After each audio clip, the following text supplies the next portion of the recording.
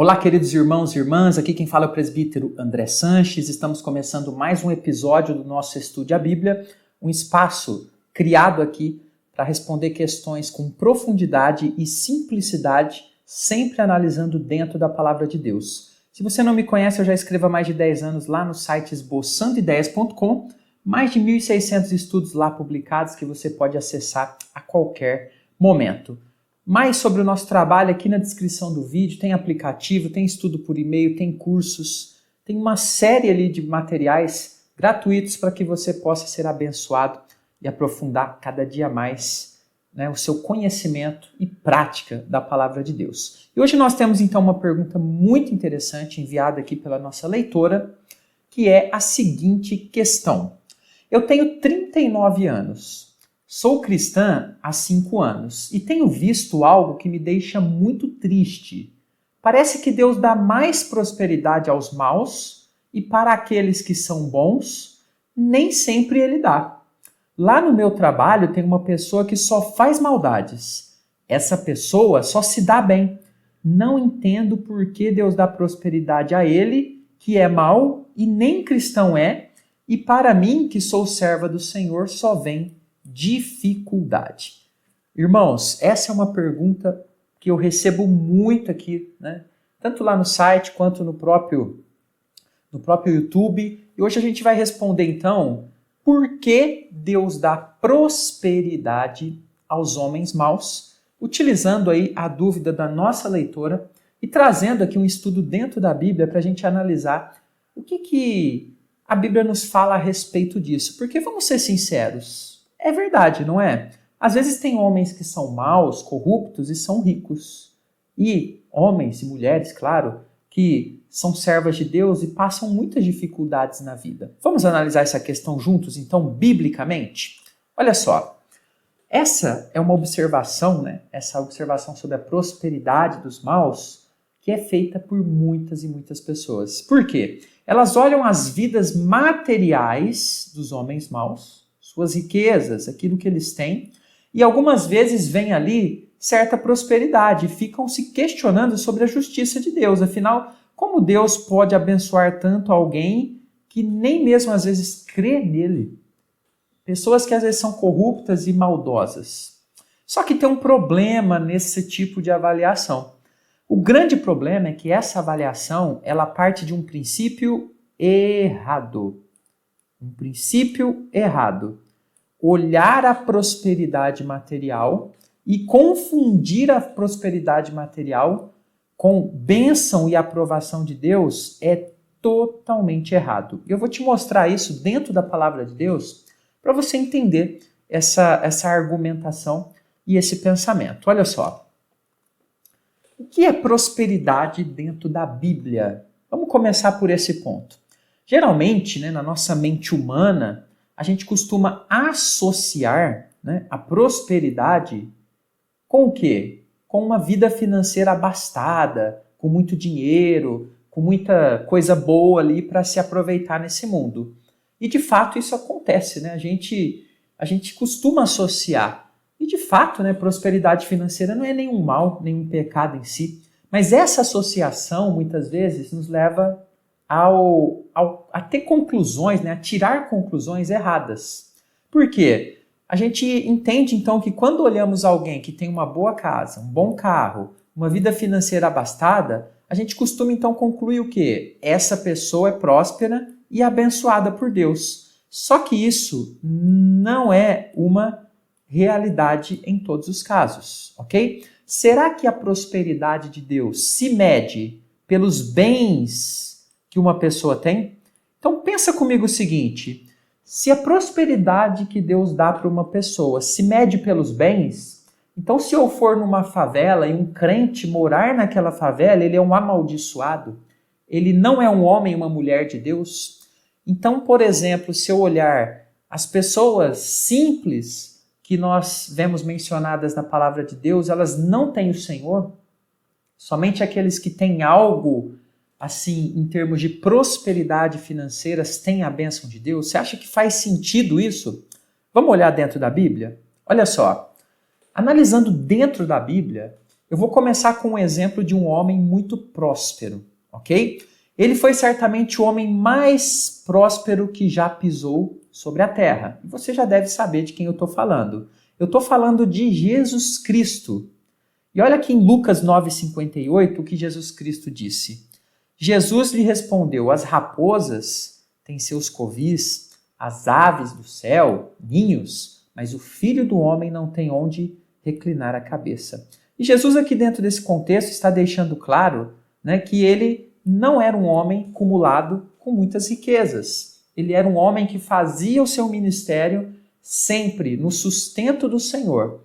Nós não temos registro de Jesus ser dono de terras, de ter casas, de ter ouro ajuntado. Não, nós não temos. A prosperidade de Jesus não vinha dessas coisas. Olha só, o homem mais próspero da Bíblia, então, ele não tinha na sua conta corrente, entre aspas aqui, muitos bens materiais. Ele era uma pessoa pobre, né? E ele preferia, inclusive, ter uma vida simples. Isso nos leva, então, a perceber que a prosperidade bíblica está muito além de ter bens, ok?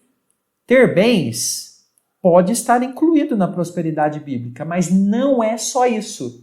E também ter bens não é um indicativo que você é próspero no que ensina a nossa palavra de Deus aqui, biblicamente, ok? Vamos continuar a nossa análise, olha só. Da mesma forma, agora, vamos utilizar um outro exemplo. Agora vamos falar de um rapaz que é mencionado na Bíblia e que era muito rico. Esse sim é citado como sendo muito rico. No entanto, diante de um chamado do Senhor Jesus, o Salvador, o Deus Todo-Poderoso, veja a reação desse rapaz muito rico. Olha o que ele diz. Ouvindo-o Jesus, está lá em Lucas 18, 22. Ouvindo-o Jesus, disse-lhe: uma coisa ainda te falta. Vende tudo que tens, dá aos pobres e terás um tesouro nos céus. Depois vem e segue-me. Mas ouvindo ele estas palavras, ficou muito triste, porque era riquíssimo. Olha que interessante. Esse jovem, que é descrito aqui em Lucas 18, 22, como sendo riquíssimo, ele simplesmente recusou a proposta de Jesus Cristo de seguir o Senhor Jesus Cristo. E o que isso nos leva a pensar? Esse rapaz era próspero no final das contas? Esse rapaz, quando ele diz não para o Senhor de toda a terra, para o Messias prometido, para a pessoa mais próspera que estava pisando, no sentido bíblico, nessa terra naquele momento, esse rapaz era próspero? Ele tinha muitas riquezas, mas rejeitou a maior de todas as riquezas, que é o Senhor Jesus. Logo, ele não era próspero naquele momento. Pelo contrário, ele era um idólatra. Ele idolatrava as suas riquezas, tendo o seu coração totalmente nelas. Ele era apenas um jovem rico e nada mais. Talvez as pessoas olhassem para este jovem rico e pensassem: nossa, como é abençoado e próspero diante de Deus. Mas o Deus que está lá no céu, quando ele olhava o coração desse jovem rico, ele falava, ele pensava: que pena, né? Rejeitou a prosperidade maior de todas. A riqueza é a menor de todas as prosperidades. Ter uma vida com Jesus, a salvação da nossa alma, é a maior de todas. Mas vamos refletir um pouquinho mais a respeito desse tema. Por que Deus permite que homens maus sejam mais ricos que homens bons em muitos casos? E aí nós estamos diante de uma questão difícil, não é verdade? Por quê? Porque existem missões e existem focos de Deus, né, a respeito das missões de cada pessoa diferentes. Então Deus permite que uma pessoa seja rica por um motivo e outra por outro motivo. Agora vamos pensar o seguinte. Primeiro, prosperidade de Deus, né, bíblica, não é medida por quantidade de bens. Esse é um fato, ok? Então, como a gente já viu, não devemos olhar riquezas e, através delas, medir a prosperidade das pessoas. Esse é um grave erro. Agora veja, Deus ele pode permitir que homens bons e maus sejam prósperos simplesmente, né, porque os maus também podem ser esforçados, né? Tem muitos homens que, mesmo maus, trabalham muito e conseguem então os seus bens como fruto do seu trabalho. Essa é a lei da plantação e da colheita. No entanto, estamos falando aqui, observe bem isso, de bens materiais, ok? E esses são bens que ficam nessa terra. Então, aqueles que somente correm atrás desses bens, a única recompensa deles será esses bens. Se eles não tiverem Deus, o Senhor Jesus, no final de suas vidas, eles não vão levar nada daquilo que alcançaram aqui nessa terra. E irão sofrer por toda a eternidade. Isso é prosperidade? Então veja, a gente precisa olhar para um horizonte maior de tempo. A gente olha só nessa vida muitas vezes, que é a visão que a nossa leitora colocou. Agora, olhando para a eternidade, né? Quem é mais rico, Jesus Cristo ou o jovem rico? Jesus não tinha nada de bens. O jovem rico tinha muitos bens. O Senhor Jesus, obviamente, muito mais próspero. E quando a gente olha também homens maus, muitas vezes eles podem ser trapaceadores para adquirir essas riquezas. E aí eu pergunto a você, um homem corrupto que rouba e é rico porque rouba, ele é próspero? Obviamente que não. Então a gente precisa olhar além das aparências e a gente precisa entender que não é, medindo a riqueza das pessoas que a gente mede a bênção de Deus. Pode ter um homem rico, uma mulher rica, que seja de Deus? Claro que sim, temos vários na Bíblia. Abraão era riquíssimo, o próprio Davi era rei, os reis eram ricos, e outros homens e mulheres de Deus que tinham muitos bens e eram bênção. E a gente tem também homens riquíssimos que tinham muitos bens e eram maldição, não eram prósperos diante de Deus. Então a gente precisa entender isso, que o nosso padrão de julgamento não deve ser esse. Mas vamos pensar um pouquinho mais. Olha só, quando a gente pensa nos homens bons, nos servos de Deus, a gente tem um parâmetro na Bíblia que o apóstolo Paulo nos ensinou em Filipenses 4, versículo 11. Digo isto não por causa da pobreza, porque aprendi a viver contente em toda e qualquer situação. Olha que interessante. O servo de Deus, ele tem algo muito precioso que se chama contentamento. Então Deus, ele nos ensina não que a gente deva amar a pobreza, a escassez. Não, a gente pode lutar, batalhar pelas nossas coisas. No entanto, a gente não deve colocar o nosso coração totalmente nisso. Por quê? A gente precisa aprender a viver contente em toda situação. Se Deus permitiu um momento de grave dificuldade na minha vida, existe um propósito ali. Se Deus permitiu que eu fosse uma pessoa mais rica, existe um propósito ali. Em todos os casos e de todas as formas, o servo de Deus, ele busca entender o propósito de Deus e não ser um murmurador, ok? Ele busca compreender a vontade de Deus, melhorar, superar, Às vezes Deus quer que você se capacite mais para oportunidades lá no futuro. Então veja, prosperidade financeira não é padrão bíblico para medir a bênção de Deus. A bênção de Deus está nessas coisas? Pode estar também. E por que eu digo pode? Porque muitas pessoas, quando se enriquecem, aquilo é uma maldição e as levam para longe do Senhor. Então, pode ser bênção quando nós encaramos do jeito certo. Vamos seguir aqui, olha só. Os servos de Deus devem aprender a servir a Deus com o mesmo empenho e alegria, tendo ou não bens e riquezas. E eu te pergunto a você o seguinte, eu não sei se você é uma pessoa mais rica ou mais pobre nesse momento, mas se Deus tirasse o que você tem, você permaneceria com Deus? Se Deus tirasse os bens que hoje você tem em suas mãos, você permaneceria como servo de Deus ou você amaldiçoaria? Essa pergunta é provocativa, sabe por quê? Porque Deus, ele quer o nosso coração. E às vezes ele permite muitas coisas na nossa vida para ver onde que está o nosso coração. O crente pode se esforçar sim e ter muitos bens como fruto do seu trabalho, mas não será isso que apontará para a sua verdadeira prosperidade. Ele pode ter dinheiro e não ser próspero, como nós já vimos aqui. E ele pode ter dinheiro e ser próspero, se ele colocar o coração no Senhor ao invés do dinheiro. Então é muito importante a gente analisar essa questão da prosperidade biblicamente. Mas tem mais. Vamos aqui refletir um pouquinho mais. Será que os maus são realmente prósperos? A gente já falou um pouquinho sobre isso. Mas vamos analisar no Salmo 73, versículo 3. O que ele diz aqui, um personagem, né, analisando essa questão? Olha só, existe um homem na Bíblia que questionou algo semelhante. Ele se chamava Asaf. Certa vez ele disse: pois eu invejava os arrogantes ao ver a prosperidade dos perversos. Olha que forte isso. Asaf, ele começou a olhar os arrogantes e os perversos, e ele começou a pensar: nossa, esses daí são abençoados.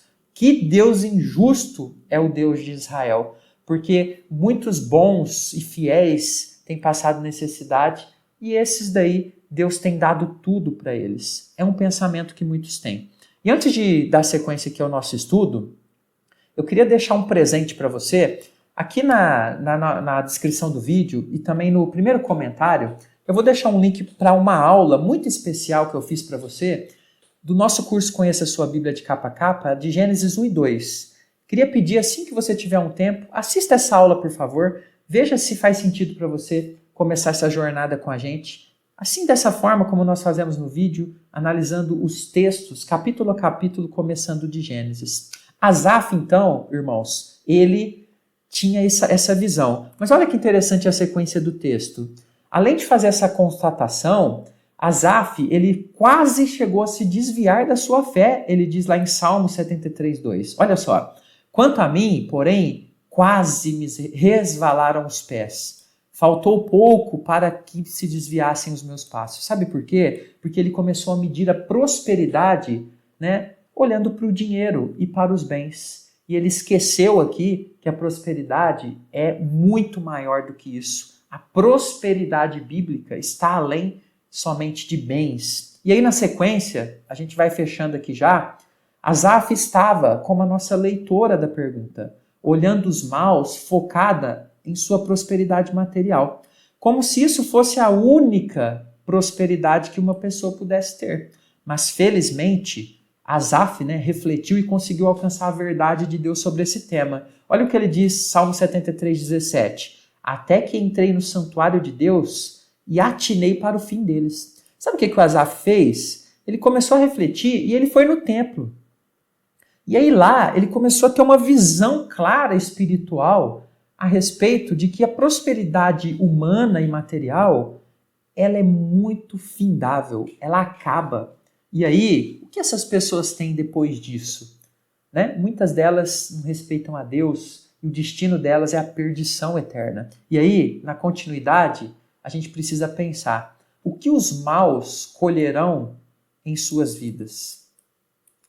Isso eu estou perguntando depois que eles morrerem. O que poderão fazer com suas riquezas após as suas mortes? As suas riquezas poderão subornar o Deus Todo-Poderoso? Ou comprar a eles um lugar no paraíso? Ou ainda, as suas riquezas poderão comprar o julgamento de Deus que virá sobre eles, né, sobre os ímpios? Então observe que a gente precisa analisar sempre com equilíbrio a questão da prosperidade financeira no nosso mundo e entender que a prosperidade financeira não é o único padrão para analisar se uma pessoa é abençoada pelo nosso Deus. Quero concluir dizendo o seguinte, e não saia agora, vá até o final, por favor, essa conclusão é importante. Eu gostaria de deixar claro que não há problema nenhum em os servos de Deus buscarem a melhoria de suas vidas. Não tem problema nenhum você estudar, querer melhorar de profissão, querer buscar algo de bom para sua família. Prosperidade financeira não tem problema nenhum. Deus, ele também nos abençoa com prosperidade financeira. Faz parte da bênção de Deus as colheitas que ele nos dá. No entanto, tenha um cuidado. Nunca podemos achar que sermos abastados, cheios de prosperidade financeira, é um indicativo de que somos prósperos. Isso, biblicamente falando.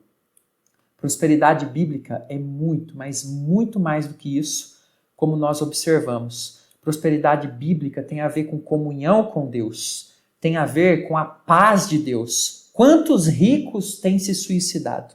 Quantos ricos por aí têm tirado sua própria vida, têm vivido à base de remédios? Por quê? Porque as suas riquezas dominaram seus corações e tiraram Deus do centro de suas vidas. Irmãos, que Deus nos abençoe. Queria pedir a você que se inscrevesse no nosso canal e deixasse o seu joinha nesse vídeo para ajudar a gente a crescer, tá bom? Deixe também um comentário dizendo se você gostou desse conteúdo, desse material. Isso ajuda muito o nosso trabalho e é uma maneira de você, entre aspas, pagar o nosso trabalho aqui, né, que é feito com muito carinho para você. Deixe seu joinha então e deixe um comentário para mim. E claro, dúvidas, né? Deixe dúvidas para a gente produzir mais vídeos. E sendo inscrito, você sempre vai receber as notificações, tá bom?